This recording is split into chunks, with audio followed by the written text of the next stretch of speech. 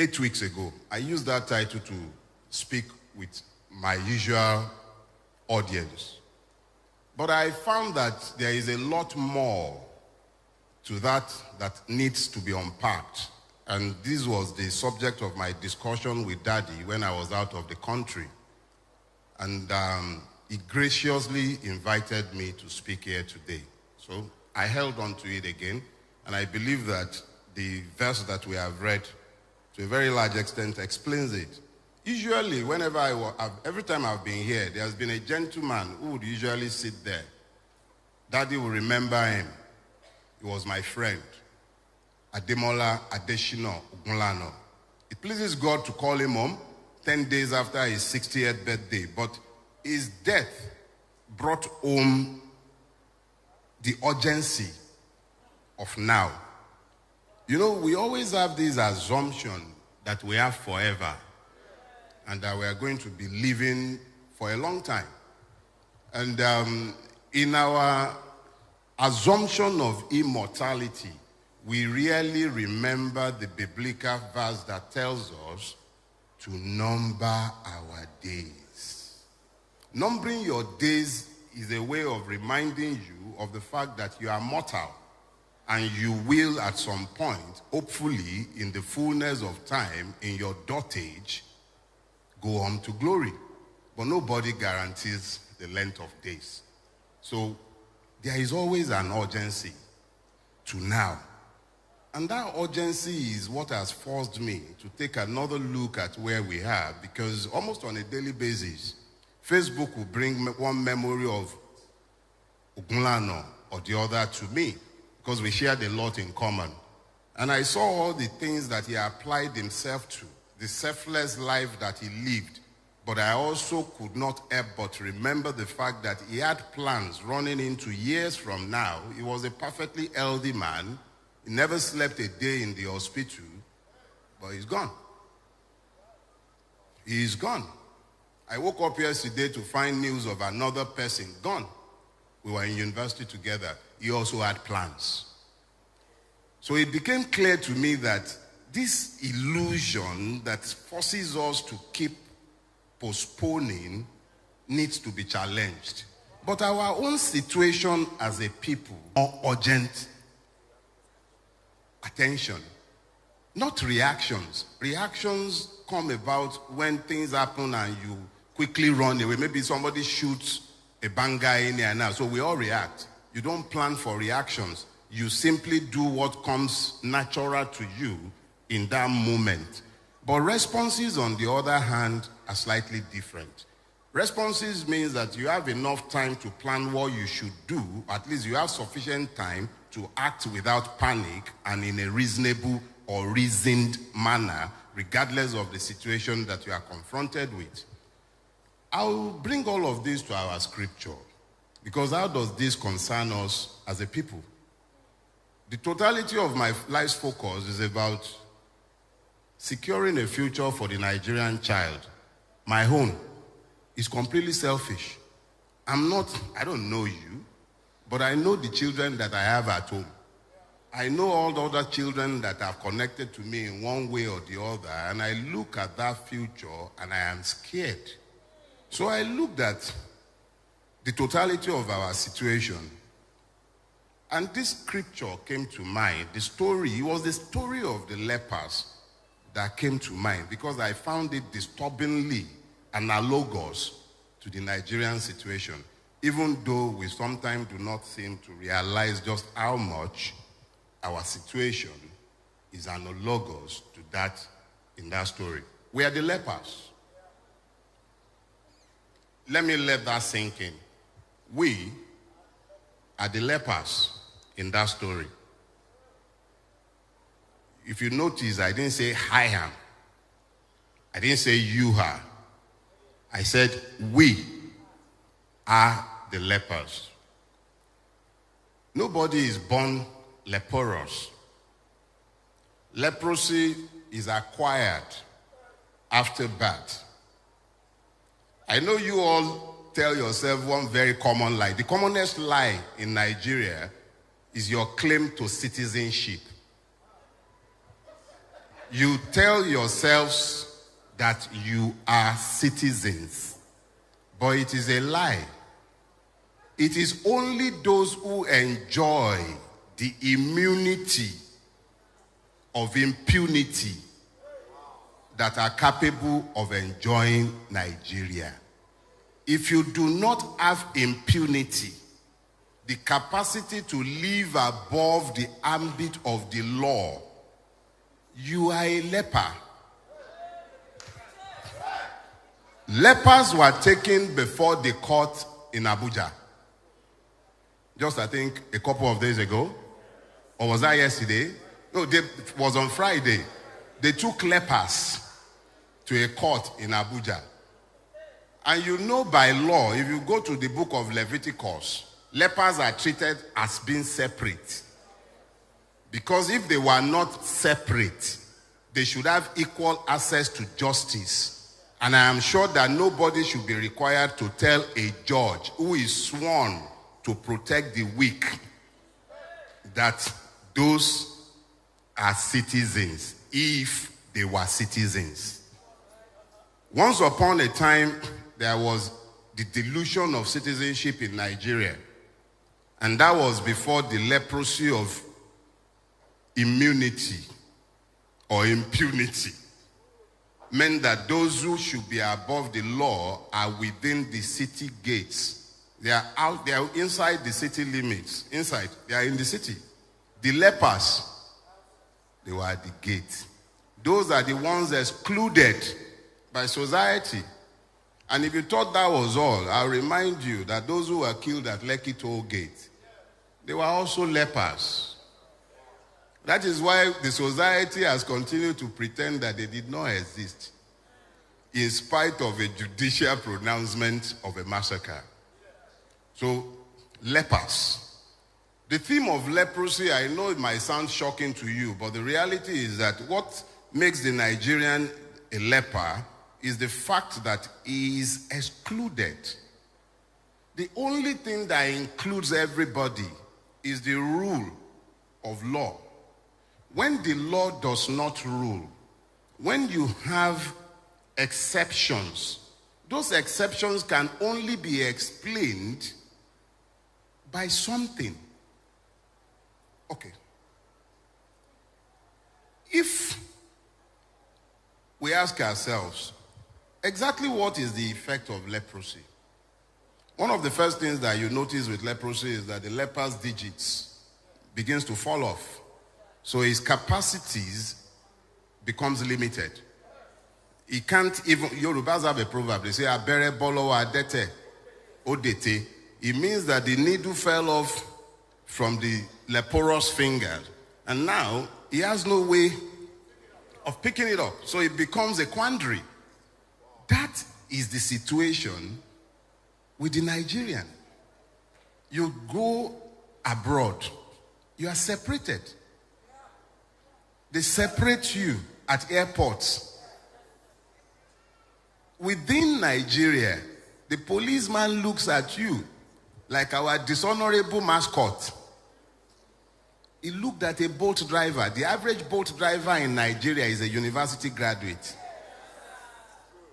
90% of the boat and Uber drivers in Nigeria, if not more, are university graduates or dropouts who could no longer afford to go to school because the system simply failed them.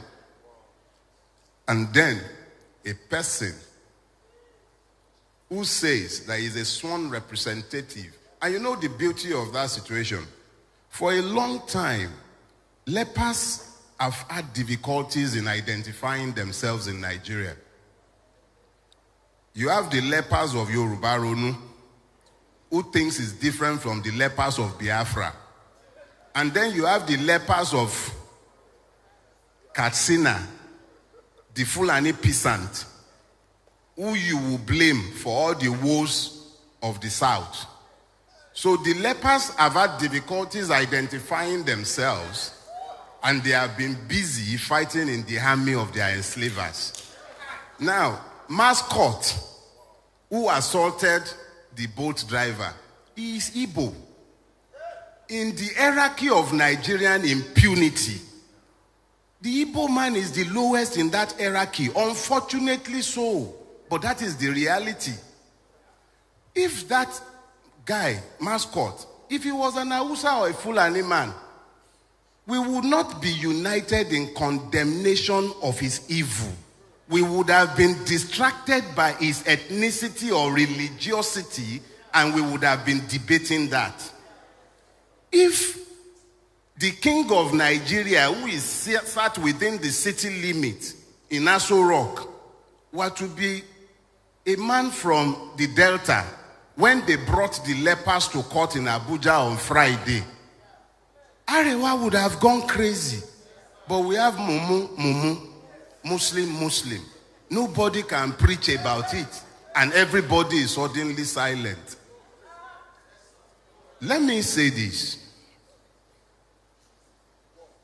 When we allow ourselves to ignore the fact that everything we hate, we also fear, then it becomes easy to recruit us into the armies of our oppressors to begin to fight on behalf of those who have enslaved all of us. I'll show you. A few months ago, a certain cross-dresser in this town was arrested for spraying money. There are numerous videos online where you find obas, politicians, governors, even presidents, ex-presidents spraying money. But of course, EFCC is not meant for the like of them. It is the lepers that the EFCC must find. And of course, who is more leprous than the one who does not look like you? So, we were all pressed into service in 18 Bobrisky to the point where we ignored that the law that was enforced against him is ignored in relation to others. Bobrisky, which is a paradox for Nigeria, the country we have all built, was now meant to go to jail. But of course, since the jail in Nigeria is meant for the poor and the weak, Bobrisky was able to assess the levels of injustice that is available to non-lepers. So he equalized with money. And then you begin this hypocritical belly aching that has run from the bowels of the disgraceful National Assembly, and they are having all kinds of circuses.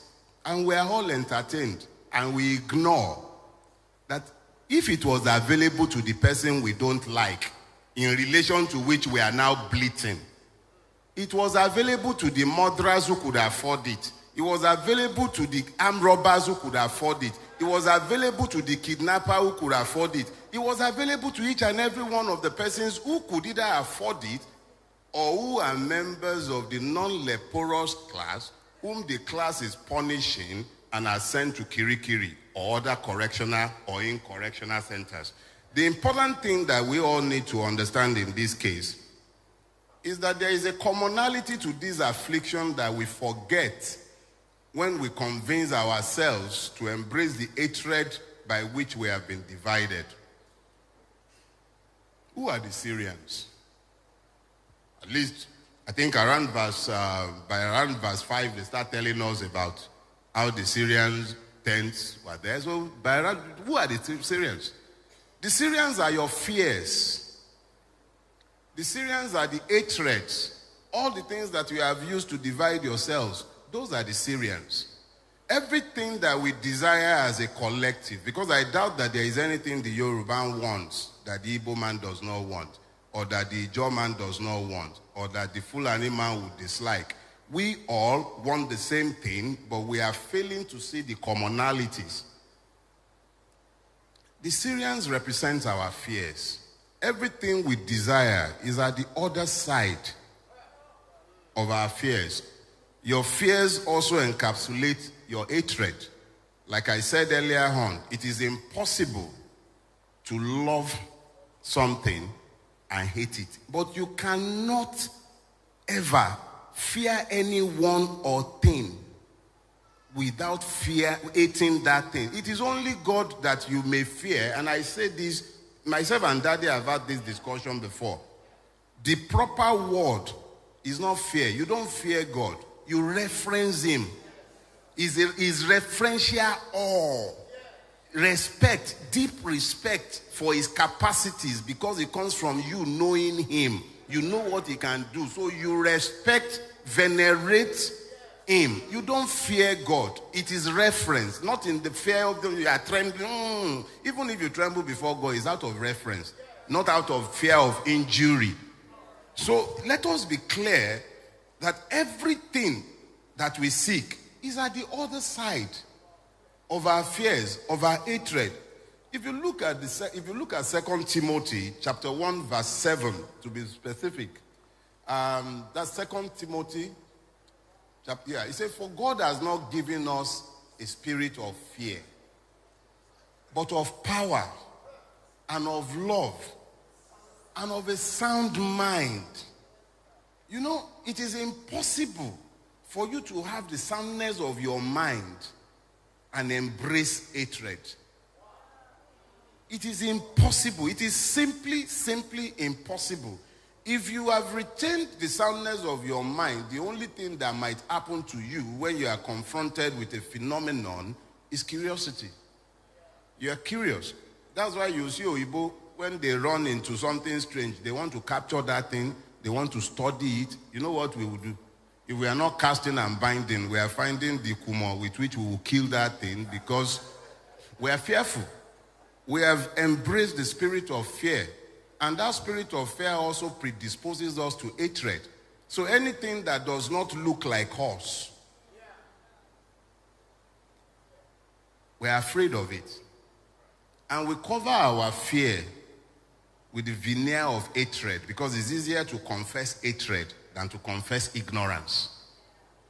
The average person that you are hating on, whether it's the Yoruba Ponu faction of our country, whether it's the Arewa supremacist, whether it's the Biafran must go, whoever you are in Nigeria, our problems are the same.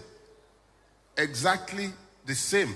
It is in now recognizing that these problems are the same that we can now form alliances that leads us out of where we are.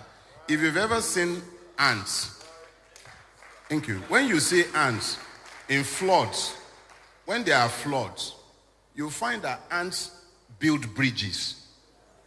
They knot themselves together, they join together to build bridges, and then others will climb on top of them and they all cross. And I did a social experiment in my house. I asked my wife to witness it one day. You know, when you see column of ants, and I can be a very curious person in spite of my age, I'm still a child. So I picked up a lighter one day and I burnt them. I'm sorry to confess, may God forgive me. So, and then I came back later on and I discovered that I couldn't find a single one. I was curious. I told my wife. So I did it a second time. I'm very curious. And then this time around, I saw that it was the ants themselves that were coming back to pick their dead. If you don't believe me, try it on your own.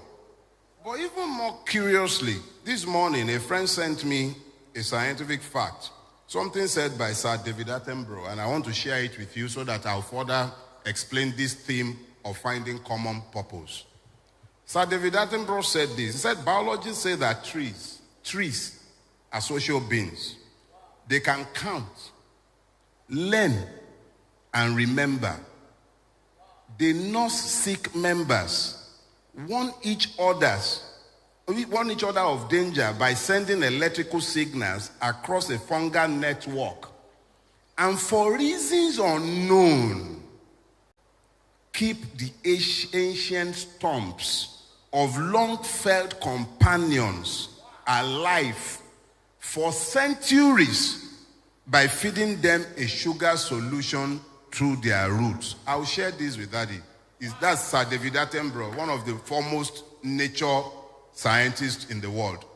Now, this is what when I read that piece, what scared me is the fact that trees that we would refer to as inanimate objects They understand the need to synergize. They do not think or believe that they are alone. They understand the need for everybody to work together as a collective. I look at us, especially we Nigerians, and even more particularly our siblings, brothers and sisters, mothers and fathers who live in the diaspora. I sometimes hear them complaining about the racism in the countries in which they reside. And I am amazed that they could simply not recognize that the racist is merely the superior cousin of the tribalist. If you cannot accommodate the Igbo in your space, or you could not accommodate the Yoruba in your space, or you think the Fulani man is your problem, how do you say anything about the racist? The racist at least has the excuse of skin pigmentation. What's your own? So, the biggest problem of the lepers would appear to be an inability to recognize themselves. Now, they didn't tell us that the lepers went in different directions. The scripture is clear. Although some scriptures, some Bible students will tell us that these were the children of Geas and his children. But it still does not explain the fact that they found the grace to act in concert. They moved as one. Two did not say, let's go into the city. They didn't remember this. In spite of the fact that they were lepers, they were not stopped from entering the city. They could have entered. So because you are carrying a Nigerian passport does not mean you are a Nigerian citizen. They could enter the city. They simply could not enjoy the privileges of others. So let's be clear, you can enter the city as Nigerian, you have your NIN, you even have BVN, you carry your passport. In fact, they asked you to go to your local government to get confirmation of your leprosy, and you did. Oh, sorry, your citizenship, and you did. So, the only problem is that the lepers are not recognizing themselves. And you know what makes the situation even worse for the lepers? You can't vote your way out of your leprosy. Okay, you don't believe me? Go and ask the people who pretended to vote in Edo, and they will tell you what their experiences were. So in case you forgot the lessons learned in February 2023, I remember I was here and I urged all of you to register to vote. We did all of that, remember? And you should get you remember now, we said it that we did all of that. But of course, we didn't, even I was unaware of the fact of my leprosy. Hey.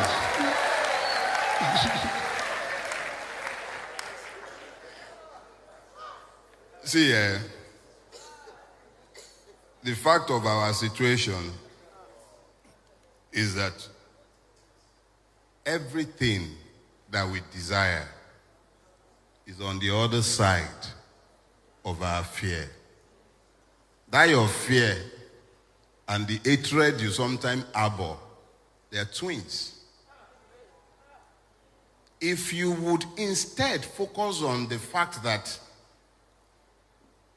the things you desire for yourself is no different from what the next person desires for themselves, even though there might be slight variations, we can at least agree on a raft of things that are common to all of us. I am sure that when the mascot of Impunity, I'm sure that part of his campaign, because I think he's an APGA representative, he even had one came picture next to him on his poster. Our brother Ikemba, may God rest his soul. Ikemba was gracing his campaign poster. Ikemba was right there. But did he ask the ethnic affiliation of the boat driver? He did not. Our ethnicities do not matter to our oppressors. The fact of our leprosy only matters to us. They don't care. They are above it. You know, when you say you are above principalities and powers, they are above leprosy. We are the ones who need to get it into our heads that all the things that we are using to divide ourselves do not divide those who have divided us and who are the ones profiting from where we are. But I can tell you all about the fact that we are the lepers. I can tell you all about the fact that the Syrians are our fears. I could even make an effort and say to you that the king and those within the city are those who are enjoying the impunity that we have spoken about. But it does not bring the urgency of now into focus. After my friend passed on, a Yoruba song kept rising up in my spirit. And it wouldn't leave. So from time to time, I will sing it, and I will, don't worry, I'm not going to attempt to do anything like what your choir did. And it's most definitely not a Christian song, but it's a godly song. Because it does preach directly from the scriptures. It says, Ṣèyí tó ṣe ọ̀rẹ́ mi ọjọ́ ń lọ. Ṣèyí tó ṣe ọ̀rẹ́ mi ọjọ́ ń lọ, èyí tó bá ṣe là ó ròyìn. Ṣèyí tó ṣe ọ̀rẹ́ mi ọjọ́ ń lọ. I would interpret for you. He says, do what you will, for time is far gone. That's all he's saying. Ṣèyí tó ṣe ọjọ́ ń lọ. We can stay in our state of leprosy until we die. And then our children will inherit it. And you know the amazing thing about this sickness? Daddy even alluded to it when he was speaking earlier on. He said, truth dies in darkness. When a lie endures for so long and the sufferers become complicit in the erection and maintenance of that lie can actually become the truth in the consciousness of the victims. So each and every one of you, I'm speaking to you as my fellow lepers. I recognize the fact of my leprosy. I'm a Nigerian. That's why I'm always careful to explain that I'm not a citizen. I'm a victim of Nigeria. It is the grace of God that has kept one from the grave up till this point. 6 years ago, almost to the exact day, I was sent to prison by a court in this country for life, in the service of a church in this city. But the grace of God is what has kept me here, and I was freed. No, hold on, please. The point I'm trying to make to all of us is this. If we do not recognize the fact of the commonality of our victimhood, if you continue to think that those who voted Bulaba deserve their punishment and you don't want anything to do with them, you can't even bring yourself to show mercy to them as Christians, how do you bring yourself together to fight the evil? Okay, so you know the truth, but they are so ignorant because they have embraced hatred that they do not know the truth. How have you, as Christians, shown them the truth? I know it's actually very annoying, especially if you live in this neighborhood. This is Okota. Yeah. A vast majority of my Oriental brothers and sisters live in this neighborhood. You have borne the brunt of the madness that has overtaken our country. And you will see more. As we are drawing closer, because for them, the election cycle has started. The election cycle has nothing to do with your votes. They don't care. They've written the result already. But having written the result, they need you to now begin to divide yourselves. You need to be told to ignore the pains in your bellies, the hunger. You must forget it. And for you to forget it, they must give you hatred to embrace. And I saw a piece in the paper, I think sometime this past week, and I know that they have started the race. You know what I saw? Ajeromi Felodun local government published a list of streets they were renaming in Ajegunle. And I saw how they are attempting to whitewash history and pretend that there is a certain ethnic group do not exist in that neighborhood. And I laughed.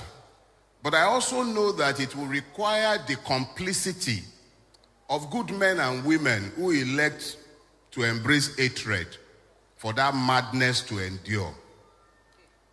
I have lived in the Lekki axis for at least about 22 years. I have been associated with that axis for over 30 years. I know the area well. The names on our streets, and I'm just using this to illustrate so that you understand the insidious nature of the evil that has overtaken our country. The names on the streets in the entirety of the Lekki Peninsula, I don't know about other parts of Lagos State, they came about in a specified manner. Lekki was a swamp, a vast swamp. It was only the express that had any solidity to it. And they were selling land. And my Oriental brothers and sisters came. They would buy land in swamps. And then they would build roads with rubbles. And then they would bring transformer. And then they would build a street gate. And other people will be encouraged by the reason of their presence to come and start building on their own plots. And then the way you name streets, you take an application to the traditional ruler that the street be named after you. The traditional ruler and his secretary will verify your contribution to the neighborhood you are asking to be named after you. Almost every name you see decorating any street in Lekki, particularly the entirety of the greater Lekki Peninsula, they were men who either built roads or bought transformers. They were the first, they were the pioneers. Those who are today turning around and making it seem as if these things came by accident and they were on hand in an attempt to turn brothers against brothers for reason of political validation, they require you to forget that you are commonly lepers. May God cure all of us of our leprosy. But it does not change the fact that Nigeria has inflicted leprosy on those who should be citizens. Our afflictions are common to us. What do? I believe that in the coming days, weeks, and months, we must, as a collective, begin to find common purpose and set out what it is that we believe should happen to us as a people, and then stand behind our demands. They have children sent to correctional centers and facilities across the country. Parents are sat mostly unconcerned. A lot do not even know that this is in any way connected to them. But the reality is that tomorrow is actually quite gloomy if you took a very good look at where we are today. There is a urgency of now. That urgency does not allow us to outsource the resolution of these problems to a future generation. There is nobody coming to save us. The Americans won't save us. Get that clear. They benefit from this. Neither will the British. They've even tried to do you 419 now. They have a Yoruba sounding person heading the Conservatives. It's all a scam. They need to bring what they are losing in Europe. They need to bring it out of the Commonwealth.